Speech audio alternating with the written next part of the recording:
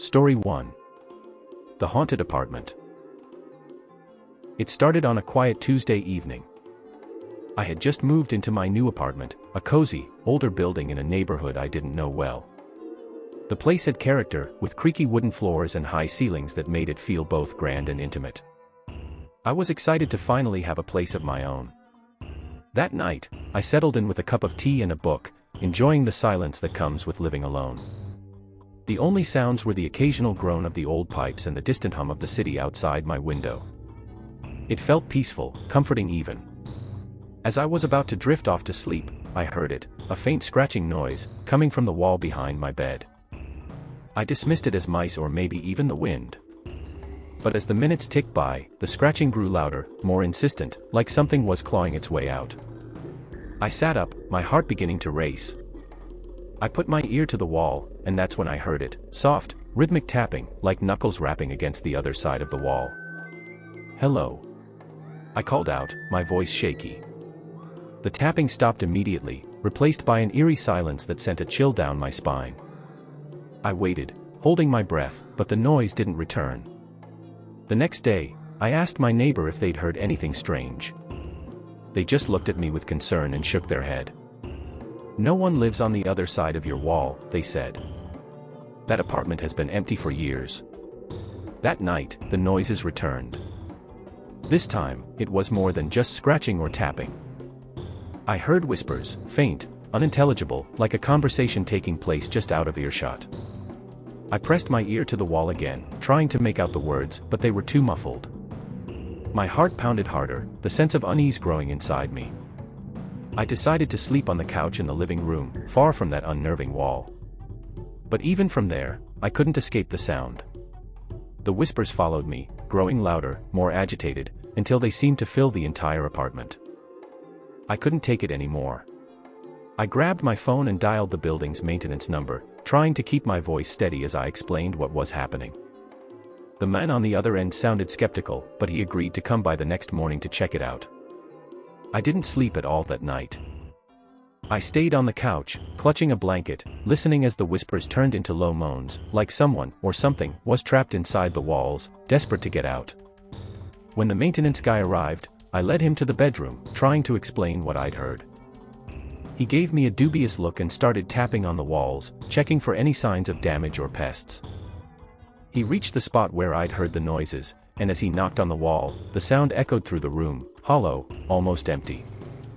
His face paled as he looked at me, then back at the wall. "There's something behind here," he said quietly, more to himself than to me. He fetched a hammer from his toolbox and carefully started to chip away at the wall. With each strike, my anxiety grew, my mind racing with possibilities. Finally, a small hole appeared, just large enough to peer through. He shined a flashlight inside, and we both leaned in to look. Inside the wall was a narrow space, barely big enough to move in. And there, in the dim light, I saw it, a figure hunched over, gaunt and motionless, its hollow eyes staring directly at us. The maintenance-man stumbled back, nearly dropping his flashlight. I could hardly breathe as I watched the figure slowly begin to move, its bony fingers reaching toward the hole, toward us. I screamed and ran out of the apartment, not stopping until I was outside, gasping for air. I never went back. I later learned that years ago, a tenant in that apartment went missing under mysterious circumstances, and they never found the body. Some say the walls of the old building hold secrets, dark, twisted secrets that refuse to stay buried. And now, I believe them. Story 2: The Reflection. Late at night, Michael often found himself driving through the back roads of his small town, a habit born out of insomnia and a need for solitude. One night, as he was taking his usual route through the dense forest, his headlights caught something unusual, a small, old-fashioned shop on the side of the road, its sign barely legible in the dim light, the Midnight Curiosities. Michael had never noticed the shop before, despite driving this road countless times. Curious and somewhat uneasy, he pulled over and decided to take a look. As he stepped inside, a bell tinkled above the door, announcing his arrival. The shop was filled with odd trinkets, antique dolls, dusty books, strange artifacts. But what caught his eye was a large, ornate mirror at the back of the shop. its frame carved with intricate, unsettling symbols. The mirror seemed to pull at him, drawing him closer. As he stood before it, he noticed his reflection was off. His image flickered slightly, as if struggling to stay in sync with his movements. His reflection's eyes seemed darker, almost hollow, and a slight smirk played on its lips, a smirk he wasn't making. "Interested in the mirror, are we?" A voice croaked from behind him. Michael jumped, turning to see an elderly woman, hunched and frail, with piercing eyes that seemed to see right through him. "Just curious," Michael replied, trying to shake off the unease creeping up his spine. "Be careful what you're curious about," the woman said, her voice raspy. "This mirror shows more than just your reflection." Michael chuckled nervously and turned back to the mirror, but this time the reflection was no longer his.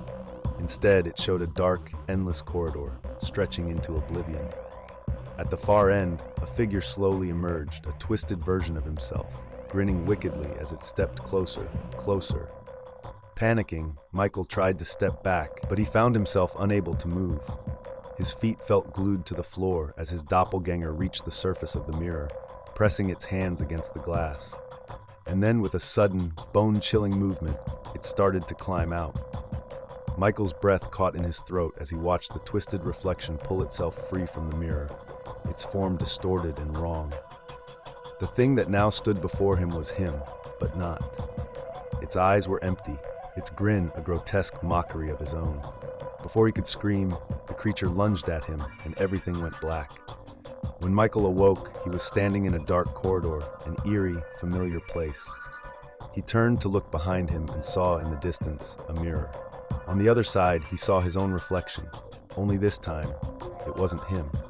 It was the twisted creature, staring back at him with that same malicious grin. Michael tried to scream, to pound on the glass, but the reflection only smirked and turned away, walking out of the shop, out into his life, leaving him trapped in the endless, dark corridor of the mirror. Story 3: The Shadow. Ethan had always been a skeptic, dismissing the paranormal as nonsense. So when he inherited his uncle's isolated cabin in the woods, the rumors about the place being haunted didn't faze him. The cabin was old, sure, with creaky floorboards and flickering lights, but nothing that couldn't be explained by age and poor maintenance. He planned to spend a few days there, cleaning up and enjoying the solitude. On the first night, as he settled into bed, he heard a faint tapping at the window. Dismissing it as a tree branch in the wind, he tried to sleep, but the tapping persisted, growing louder and more insistent. Annoyed, Ethan got up and pulled back the curtains. Nothing. Just darkness and the trees swaying gently outside. He shrugged it off and returned to bed, but the moment he closed his eyes, the tapping started again, this time from inside the room. Ethan sat up, heart pounding, scanning the dark corners of the room. The sound stopped as soon as he moved, leaving him in unnerving silence. Determined to ignore it, he laid back down, forcing himself to relax. But as the minutes ticked by, he felt something change, a shift in the air, a sense of being watched.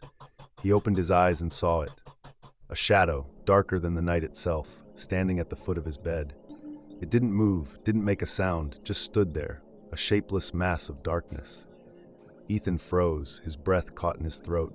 He tried to rationalize it, a trick of the light, his tired mind playing tricks. But deep down, he knew it was something else. Slowly, the shadow began to move, gliding around the bed, closer to him. He could feel the temperature drop, an icy chill that seeped into his bones.